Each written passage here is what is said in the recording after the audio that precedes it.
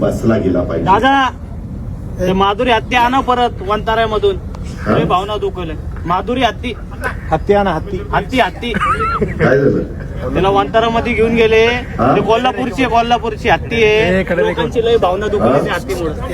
अरे माधुरी हत्तीचं आहे ना? माधुरी हत्तीच म्हणलो की. त्या माधुरी हत्तीच्या बद्दल सुप्रीम कोर्टाने निकाल दिला आहे.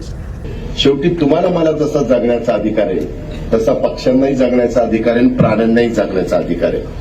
त्या प्रकारे त्या हत्तीणीचं झालं आणि म्हणून ती गेली. बाबा लय शेजला हत्तीणीचं लागलंय बाबा.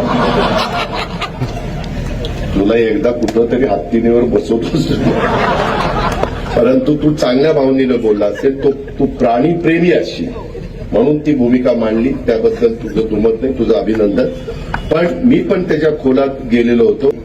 त्याच करता जसं बैलगाडा शर्यत तशी आपण सुरू केली तसं काही मार्ग काढता येतोय का, ऍडव्होकेट जनरलला वगैरेंना बोलून आम्ही त्याच्यात प्रयत्न करू.